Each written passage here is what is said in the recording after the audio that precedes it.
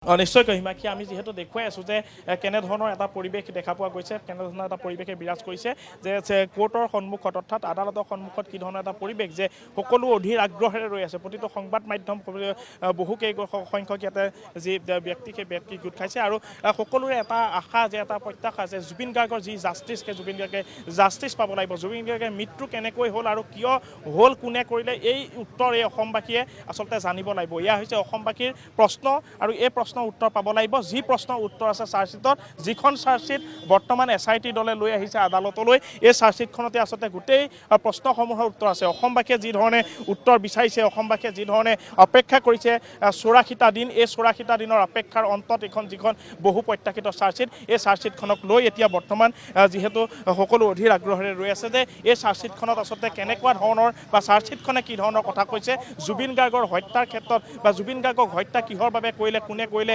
এই গোটেই বিষয়খিনি যিহেতু 103 ছেকশ্যন লগোৱা হৈছে। মই পূৰ্বে উল্লেখ কৰিছোঁ, পুনৰ উল্লেখ কৰিছোঁ যে 103 যিহেতু ছেকশ্যন লগোৱা গৈছে, গতিকে এই ছেকশ্যনৰ ক্ষেত্ৰত জুবিন গাৰ্গক হত্যা কৰা হৈছে বুলি উল্লেখ কৰা হৈছে। আৰু এই জুবিন গাৰ্গক হত্যা কৰাৰ ক্ষেত্ৰত 4গৰাকী ব্যক্তি, সিদ্ধাৰ্থ শৰ্মা, শেখৰজ্যোতি গোস্বামী, অমৃতপ্ৰভা মহন্ত আৰু সন্দীপন গাৰ্গ, এই 4গৰাকী যিহেতু ইয়তত আছিল, গতিকে এই 4গৰাকীৰ সন্মুখত জুবিন গাৰ্গ যিহেতু সাগৰ পৃষ্ঠত নামিছিল, সাগৰত নামিছিল আৰু তাৰ পাছতেই জুবিন গাৰ্গৰ মৃত্যু হ'বলগীয়া হৈছিল। গতিকে তেওঁলোক থকাৰ পাছত অৰ্থাৎ এগৰাকী মেনেজাৰ থকাৰ পিছত কিহৰ বাবে জুবিন গাৰ্গে পানীত নামিব পাৰিলে, যিগৰাকী জুবিন গাৰ্গক পানী আৰু জুইৰ বাবে অতি ভয়ংকৰ আছিলে বা ভয়ানক আছিলে, এইগৰাকী জুবিন গাৰ্গ কিয় পানীত নামিব পাৰিলে, এই গোটেই বিষয়খিনিক লৈ কিন্তু ৰাইজৰ এটা প্ৰশ্ন আছিল, অসমবাসীৰ এটা প্ৰশ্ন আছিল বা অসমবাসীৰ প্ৰশ্ন এইটো আছিল যে জুবিন গাৰ্গক কিহৰ বাবে পানীত নামিব দিয়া হৈছিল, যাৰ বাবে জুবিন গাৰ্গ মৃত্যু হ'ল, যাৰ বাবে অসমবাসীয়ে হেৰুৱালে হিয়াৰ আমঠুগৰাকীক। গতিকে ইয়াৰ উত্তৰ অসমবাসীয়ে যিহেতু বিচাৰিছিল, ইয়াৰ উত্তৰ আছে এইখন চাৰ্জশ্বিটত। গতিকে চাৰ্জশ্বিটত ইয়াৰ যদি উত্তৰ দিয়া হৈছে,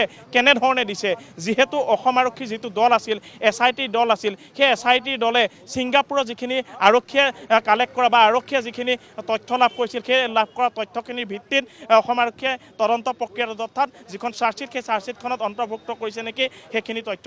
যদি তথ্যখিনি তাতে অন্তৰ্ভুক্ত কৰিছে, তেন্তে ছিংগাপুৰে তাতে নিজাববীয়াকৈ চলোৱা এটা তদন্ত আৰু অসম আৰক্ষীয়ে ইয়াতে নিজাববীয়াকৈ চলোৱা এটা তদন্ত, দুয়োটাৰে সামঞ্জস্য কেনেকুৱা ধৰণৰ আছে, পৃথক বা পাৰ্থক্য কেনেকুৱা ধৰণৰ আছে, এই গোটেই বিষয়খিনি কিন্তু দৃষ্টিনিবদ্ধ থাকিব প্ৰতিটো সংবাদ মাধ্যমৰে যে কোনো কাৰণতে যাতে জুবিন গাৰ্গৰ মৃত্যুৰ লগত নাম সাঙুৰ খোৱা কোনো ব্যক্তি কোনো কাৰণতে সাৰি যাব নোৱাৰে। মই এটা কথা উল্লেখ কৰিব বিচাৰিছোঁ, তন্ময় ফুকন, যিগৰাকী ছিংগাপুৰত থকা অসমীয়া যি প্ৰৱাসী অসমীয়া তন্ময় ফুকন, সেইগৰাকী তন্ময় ফুকন তন্ময় ফুকনৰ নেতৃত্বতে হয়তো বা তন্ময় ফুকনক যিহেতু যোগাযোগ কৰা হৈছিল প্ৰথমে যেতিয়া বিমানবন্দৰত জুবিন গাৰ্গ নামিছিল ছিংগাপুৰ গৈ, তাৰ পাছতে তন্ময় ফুকনৰ সৈতে যোগাযোগ হৈছিল। গোটেই পূৰ্বেও যেতিয়া জুবিন গাৰ্গ ছিংগাপুৰলৈ গৈছিল, এইগৰাকী তন্ময় ফুকনে আগভাগ লৈছিল জুবিন গাৰ্গক তেওঁ যিখিনি সহযোগিতা কৰিব লগা থাকে সেইখিনি কৰে বা সহায় কৰে। গতিকে এই ক্ষেত্ৰত এটা কথা উল্লেখ কৰিব লাগিব যে তন্ময় ফুকন বা ছিংগাপুৰৰ যিখন আছাম এছ'চিয়েশ্যন আছে, সেই আছাম এছ'চিয়েশ্যনৰ নাম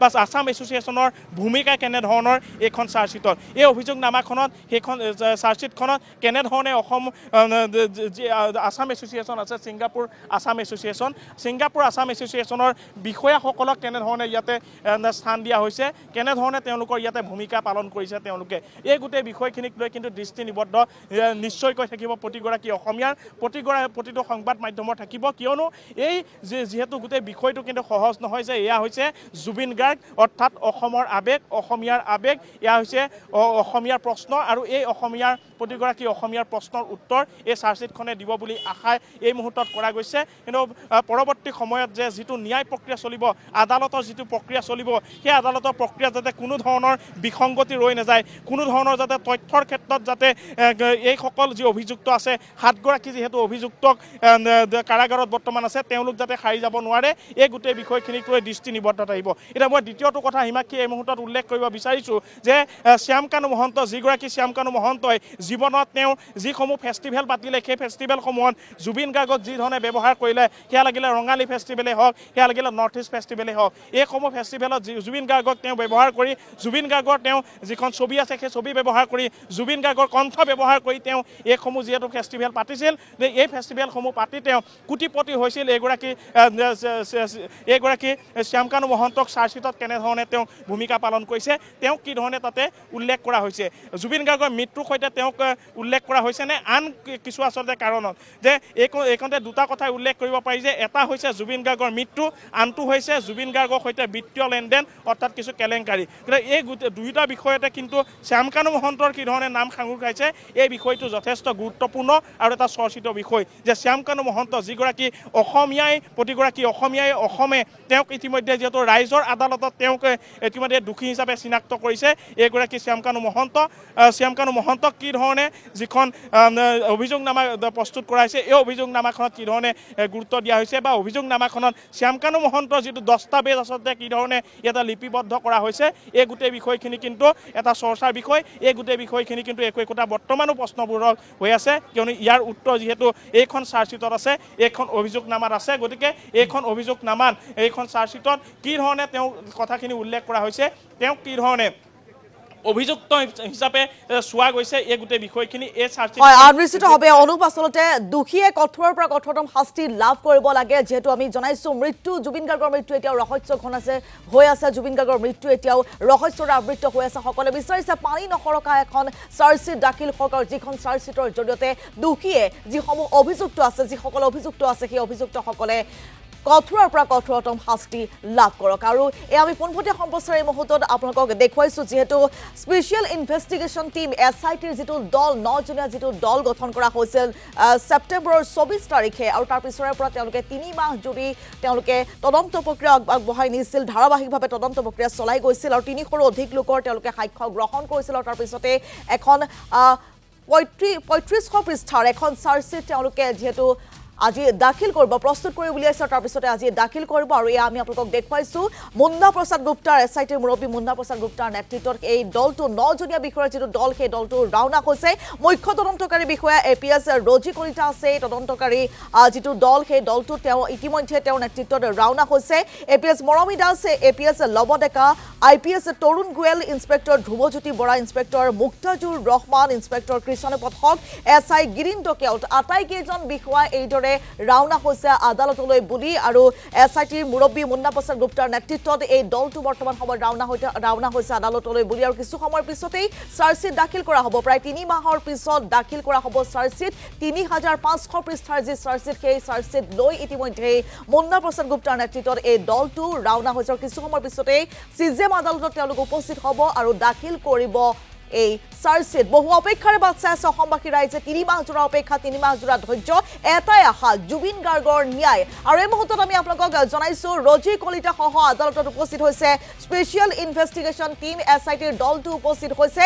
যিসমূহ তথ্য পাতি আছিল সেই তথ্য পাতিসমূহ লৈ তেওঁলোকে আদালতত উপস্থিত হৈছে। আমি পোনপটীয়া সম্প্ৰচাৰ এই মুহূৰ্তত আপোনালোকক দেখুৱাইছোঁ কেইবাটাও ট্ৰাংকত নিয়া হৈছে সংলগ্ন কৰিবলগীয়া নথি পত্ৰ। 3500 পৃষ্ঠাৰ যি চাৰ্জশ্বিট সেই চাৰ্জশ্বিট দাখিল কৰিবৰ বাবে এয়া আদালতত ইতিমধ্যে উপস্থিত হৈছে স্পেচিয়েল ইনভেষ্টিগেশ্যন টিম। দেখুৱাই আছোঁ যে কোৰ্টৰ চৌহদত ইতিমধ্যে প্ৰৱেশ কৰিছে যিটো SIT দল প্ৰৱেশ কৰিছে আৰু SIT দলে প্ৰৱেশ কৰি এই ধৰণে যিখন চাৰ্জশ্বিট বহু প্ৰত্যাশিত চাৰ্জশ্বিট আজি দাখিল কৰা হ'ব।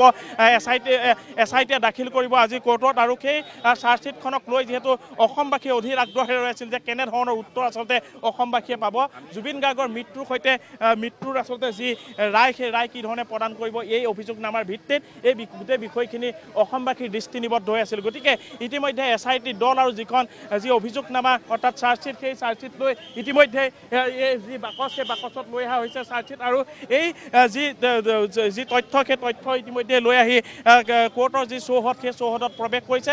আমি পোনপটীয়াকৈ দৃশ্যাংশ দেখুৱাই আছোঁ যিটো 9জনীয়া যি SITৰ দল সেই SITৰ দল ইয়াতে প্ৰৱেশ কৰিছে আৰু কিছু সময় পাছতে এয়া যিখন যি চাৰ্জশ্বিট সেই চাৰ্জশ্বিট দাখিল কৰা হ'ব কোৰ্টত। গতিকে এই চাৰ্জশ্বিটক লৈ বহু প্ৰত্যাশা বহু যি আশা অসমবাসীৰ আচলতে পূৰণ কৰিব পাৰিব নাই, অসমবাসীৰ যি প্ৰশ্ন আছিল সেই প্ৰশ্নৰ উত্তৰ আচলতে যিখন চাৰ্জশ্বিট আছে সেই চাৰ্জশ্বিটে দিয়ে তাক লৈ কিন্তু যথেষ্ট চৰ্চা আৰু বৰ্তমান প্ৰশ্নবোধক বৰ্তমানো আছে। গতিকে পৰৱৰ্তী সময়ত সকলো বিষয় আচলতে স্পষ্ট হৈ পৰিব যে SIT দলে যিখন চাৰ্জশ্বিট প্ৰস্তুত কৰিছে SIT দলে যি কি ধৰণৰ তদন্ত কৰিছে এই গোটেই বিষয়খিনিক লৈ যি ধৰণৰ অসমবাসীৰ যি প্ৰশ্ন আছিল, যি অসমবাসীৰ যি যি দাবী উত্থাপন কৰি আহিছিল যে খুব শীঘ্ৰেই জুবিন গাৰ্গৰ মৃত্যু কেনেকৈ হৈছে, জুবিন গাৰ্গৰ মৃত্যুৰ যি ৰহস্য ফাদিল কৰাৰ বাবে যিহেতু দাবী উত্থাপন কৰি অহা হৈছিল, গতিকে সকলো দাবী আৰু সকলো প্ৰশ্নৰ যি উত্তৰ, এই উত্তৰ কিন্তু এই যি তথ্য, এই তথ্যলৈ যিহেতু আদালতলৈ আহিছে, এই তথ্যতে সকলোখিনি কথা বা সকলোখিনি উত্তৰ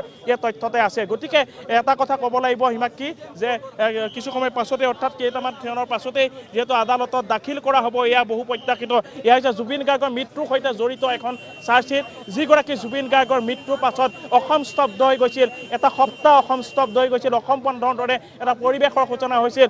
লাখ লাখ যি জনতা আছে, লাখ লাখ যি অসম প্ৰেমী আছে, লাখ লাখ যি জুবিন গাৰ্গৰ অনুৰাগী আছে, সকলো ওলাই আহিছিল। প্ৰতিগৰাকী অসমীয়া যি আৱেগ জুবিন গাৰ্গ, সেই জুবিন গাৰ্গৰ মৃত্যুৰ যি তদন্ত, সেই তদন্তৰ বাবে 9জনীয়া যিখন কমিটি গঠন কৰি দিছিল, সেই কমিটিয়ে যিখন চাৰ্জশ্বিট প্ৰস্তুত কৰিলে, সেই প্ৰস্তুত কৰা চাৰ্জশ্বিটখন আজি 84 দিনৰ অন্তত, অৰ্থাৎ 84 দিনৰ পাছত, জুবিন গাৰ্গৰ মৃত্যুৰ 84 দিনৰ পাছত আজি দাখিল কৰা হৈছে আদালতত। আৰু ইতিমধ্যে যিখন চাৰ্জশ্বিট, সেই চাৰ্জশ্বিট লৈ যিটো SIT দল ভিতৰ ভাগলৈ ৰাওনা হৈছে, আমি যি পৰিৱেশ, সেই পৰিৱেশসমূহ দেখুৱাইছোঁ। এয়া হৈছে কোৰ্টৰ অৰ্থাৎ আদালতৰ যি পৰিৱেশ, CJMত আজি বা আদালতত আজি যিহেতু দাখিল কৰা হ'ব, গতিকে দাখিল কৰাৰ পাছতে গোটেই প্ৰক্ৰিয়াটো যি আৰক্ষীৰ পৰা অৰ্থাৎ SITৰ পৰা গোটেই প্ৰক্ৰিয়াটো যিহেতু আদালতৰ এটা বিষয় বা আদালতৰ বিচাৰাধীন হ'ব, গতিকে আদালতৰ বিচাৰ প্ৰক্ৰিয়া চলিব।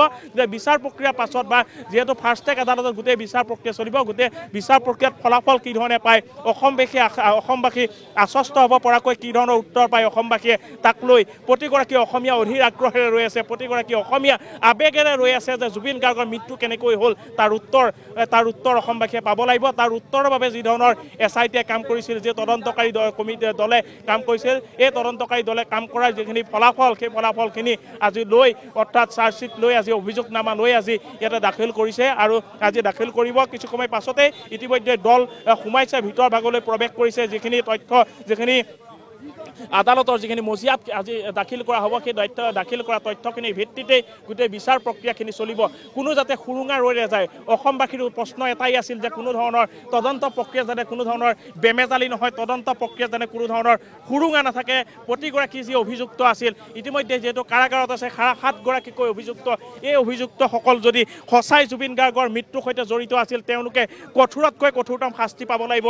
তেওঁলোকৰ যি ফাঁচীৰ দাবী কৰিছিল, অসমবাসীয়ে ফাঁচীৰ দাবী কৰিছিল। গতিকে এনেধৰণৰ যি কঠোৰ ব্যৱস্থা লোৱাৰ বাবে যি ধৰণৰ অসমবাসী ৰৈ আছিল, সেই ৰৈ থকাৰ সমূহ যি উত্তৰ, সেই উত্তৰ কিন্তু এই চাৰ্জশ্বিটত আছে। গতিকে পৰৱৰ্তী সময়ত এটাই কথা স্পষ্ট হ'ব লাহে লাহে যে কেনেধৰণে আচলতে জুবিন গাৰ্গৰ মৃত্যু হৈছিল, জুবিন গাৰ্গৰ মৃত্যু কেনেকৈ হৈছিল, কোনে কৰিছিল, জুবিন গাৰ্গৰ 103 যিটো ছেকশ্যন লগোৱা গৈছে, মৃত্যুৰ গোচৰ ধাৰা, যিটো হত্যাকাণ্ডৰ ধাৰা, গতিকে হত্যাকাণ্ডৰ ধাৰাটো যিহেতু লগোৱা হৈছে, গতিকে এক প্ৰকাৰে স্পষ্ট যে জুবিন গাৰ্গক হত্যা কৰা হৈছিল।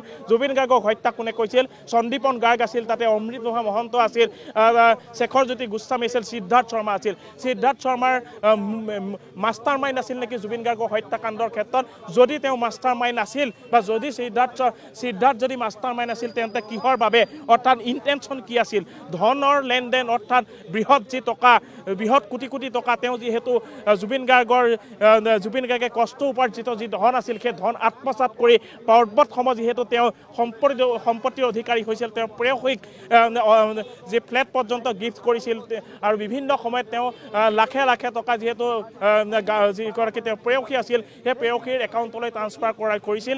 এই গোটেই বিষয়খিনিৰ যি ৰিপৰ্ট, সেই ৰিপৰ্ট লৈ ইতিমধ্যে আদালতত দ্বাৰস্থ হৈছে বা আদালতত উপস্থিত হৈছে যিটো SIT দল, সেই SIT দল ইয়াতে উপস্থিত হৈ তেওঁলোকে যিখন তেওঁলোকৰ চাৰ্জশ্বিট, সেই চাৰ্জশ্বিট দাখিল কৰিছে আৰু চাৰ্জশ্বিটৰ